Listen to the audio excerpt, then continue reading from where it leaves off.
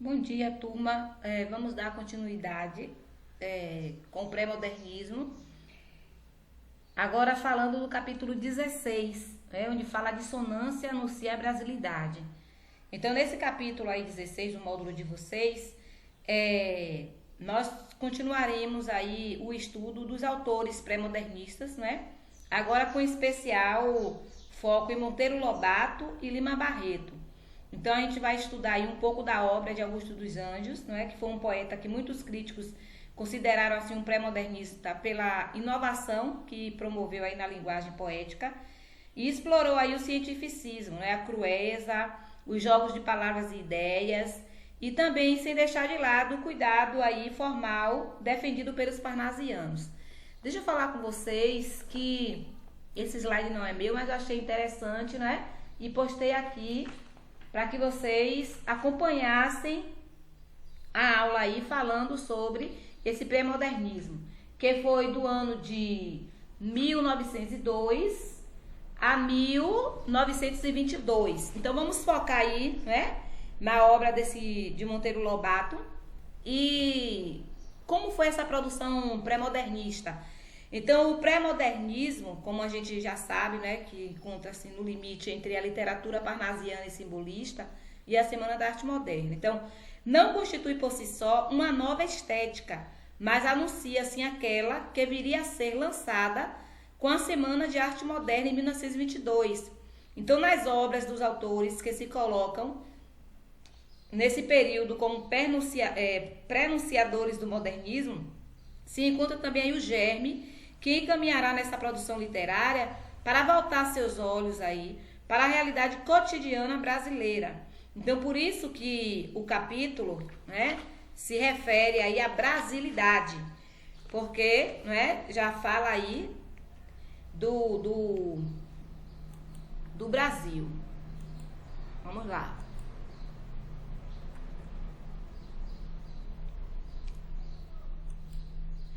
Então, quais foram as informações importantes desse período? Ele não constitui a escola literária, não é? Foi uma fase de transição em sincretismo, denuncia a realidade brasileira, o regionalismo, caráter documental e linguagem conservadora. E o que é o pré-modernismo? Então, é a transição, né, entre as estéticas do século XIX e o modernismo. Então, o pré-modernismo, ele não constitui uma estética literária, mas ele busca assim um novo caminho para a literatura brasileira.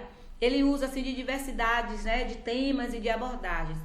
Tem aí o período de sincretismo, que é uma mistura das escolas do século XIX. Com o que ficar atento com isso? Então, seus temas, né, do pré-modernismo, eles se voltam às questões sociais e ao positivismo. Então, sua linguagem aí oscila entre o rebuscamento e o coloquialismo.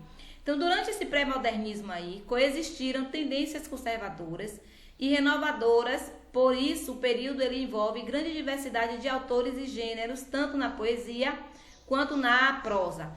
Então, aconteceu aí uma redescoberta do Brasil, que não havia ainda, né, conhecido. Como surgiu? Então, surgiu aí como ponte para unir os conceitos prevalecentes do realismo, naturalismo, parnasianismo e simbolismo, que estudamos na unidade passada. Não foi assim uma razão organizada, nenhum movimento, e por isso não se deve ser encarado como fase.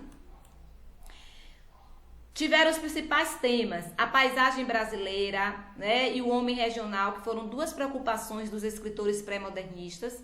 A denúncia da realidade brasileira, negando o Brasil romântico e idealizado. E que tipos eram abordados? Então, os autores desta época tinham um novo olhar sobre a realidade brasileira, ou seja, uma redescoberta do Brasil que não se conhecia. Então, os autores aí trazem à tona tipos até então marginalizados pela literatura oficial, e por isso é uma literatura que tem um certo caráter regionalista. Foi a criação de personagens que vão mostrar um Brasil desconhecido, sob o ponto de vista documental, no sentido documental Brasil da época. Então, nós temos aí, né, vocês veem aí o retrato da seca, né, isso de uma região Nordeste, pode ser de qualquer outra região, mas região Nordeste prevalece aí a seca. Então, eles fazem não é, essas obras, esses poemas em cima da realidade. Não era aquilo, né, que mostravam que era tudo beleza, que era tudo legal, não. Não é? Eles queriam mostrar a realidade, o que estava realmente acontecendo, não é, no nosso país. Então, por que esses autores assim são chamados de pré-modernistas e não modernistas? Vamos ver. Porque estes autores aí, ainda eles estão presos à linguagem, que eram os padrões do século XIX, e a mudança aí, gente, só vai ocorrer a partir da Semana da Arte Moderna, que foi no ano de 1922. Antes disso, eles eram pré-modernistas. A partir, não é, do momento que houve a Semana da Arte Moderna, é que vai passar para o modernismo, é que vocês vão estudar isso aí agora, lá para o 3º ano do ensino médio, não é, que nós vamos focar bastante no modernismo, no pré, no modernismo e no pós-modernismo.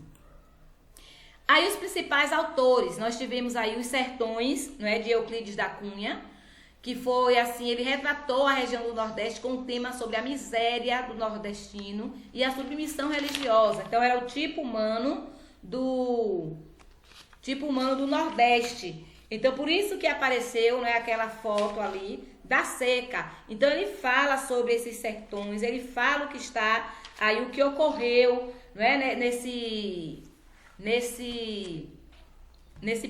pré-modernismo. Então nós tivemos, né, esse Euclides da Cunha, que ele foi entre os pré-modernistas, ele foi o pioneiro, né, na aproximação assim entre a literatura e a história. Então quando ele publicou essa recriação literária da Guerra de Canudos em 1902, ele fazia somente 5 anos, né, que o sangrento conflito aí tinha acabado. Aí nós temos, né, os sertões, as características desse livro.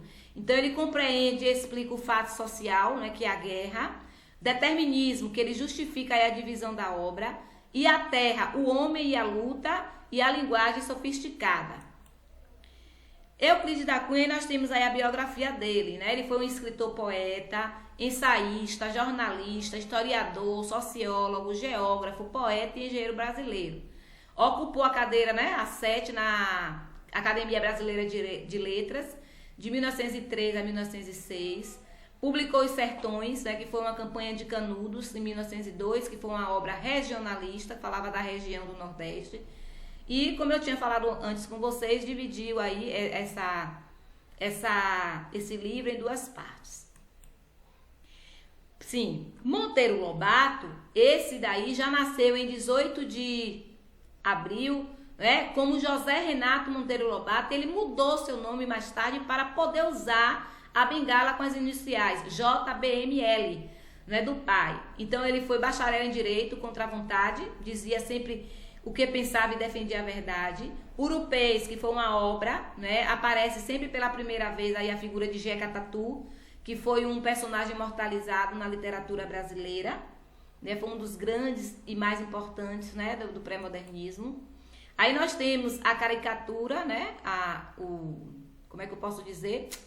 Caricatura não, caricatura, de Monteiro Lobato, né, e do lado aí tem Jeca Tatu, que foi o livro que ele fez, certo? Ele fez aí né? E Monteiro Lobato, assim, foi ele que começou uma carreira literária assim, por acaso, né? Foi na época da decadência do café, né? E esse livro aí de Jeca Tatu é de grande importância, né? Fala assim sobre os primórdios do nordestino, né? De uma pessoa pacata. Então, assim, ele viveu no interior, e por ele ter vivido no interior, ele viu assim, e ele vivenciou e participou de grandes dificuldades, né? E também vícios, também característicos também da vida rural. O foco, né, dessa obra foi a situação de miséria e abandono das cidades do interior. Jeca Tatu, como eu disse aí, é uma pessoa pacata, é o símbolo do caipira. E contos, então é uma estrutura e a linguagem tradicionais. No mapa conceitual que tem abaixo, nós temos aí que ele era conservador do ponto de vista estético, né? Artigo contra o modernismo e paranoia ou mistificação, porque ele era né, Monteiro Lobato era completamente racista com ele mesmo, né? Aí veio Lima Barreto, que foi um escritor, jornalista. Ele retratou aí a periferia do Rio de Janeiro, fazendo aí uma crítica ao preconceito racial, né? O tipo humano dele eram negros, a literatura de denúncia social, né, com estilo despojado e coloquial. Então, vocês veem aí que nós estamos falando dos principais, né? É o que está falando aí no módulo de vocês, que fala sobre esses autores. Fala sobre Augusto dos Anjos, que a primeira e única obra dele foi Eu, né? O nome do livro, Eu. Que ele só foi também reconhecido depois da morte dele, que veio reconhecer a obra dele, certo? Fala também aí sobre Lima Barreto e Monteiro Lobato. A principal obra foi Policarpo Quaresma, então foi diferente de outros autores regionalistas, né? Foi assim um autor urbano que vai enfocar aí os subúrbios cariocas e retratava assim um mulato, que era o tocador de viola, o jornalista pobre, a mocinha sonhadora, ou seja, ele traz à tona os tipos marginalizados. Graça Aranha também foi um dos fundadores da Academia Brasileira de Letras, que foi um dos organizadores da Semana da Arte Moderna. Então ele usou a região do Espírito Santo e o tema foi adaptado assim por imigrantes europeus, né? O tipo humano era imigrantes. Aí nós temos aí, ó, Graça Aranha, e do lado nós temos uma das principais obras que, né, de Graça Aranha, que foi Canaã, né? Uma obra também muito boa. Há imigrantes alemães no Brasil, né, que saíam, né, iam e voltavam. E Augusto dos Anjos, não é Augusta não, desculpa, é Augusto dos Anjos. Então ele foi um poeta assim que não se encaixava, né, na corrente literária. Então ele era muito pessimista, as imagens eram impactantes, e no era parnasiano, né, que era soneto, métrica e rima. Tinha uso de terminologia científica e a única obra dele, como eu disse a vocês, foi Eu. O nome da obra, viu, gente? Aí nós temos agora um poema, né? Que eu vou terminar a nossa aula com esse poema, Psicologia de um Vencido. Diz assim: Vês, ninguém assistiu ao formidável enterro de tua última quimera, somente em gratidão, esta pantera. Foi tua companheira inseparável, acostuma-te à lama que te espera. O homem que nesta terra miserável mora entre feras, sente inevitável necessidade de também ser fera. Toma um fósforo, acende teu cigarro. O beijo, amigo, é a véspera do escarro. A mão que afaga é a mesma que apedreja. Se alguém causa ainda pena tua chaga, apedreja essa mão, viu que te afaga, escarra nessa boca que te beija. Vês, ninguém é a mesma coisa aí, tá vendo? Foram escritos, né, por ele, por esse autor. Sim, gente, eu estou passando para vocês no Clipe Escola um teste dia 28 de setembro, ok? Então fiquem preparados, estudem, vai ser pelo Google Formulário. As atividades dos exercícios, né, vão estar postados no Clipe Escola também. O cronograma, vocês já sabem o que é que eu já pedi. Então, aqui eu termino e até amanhã.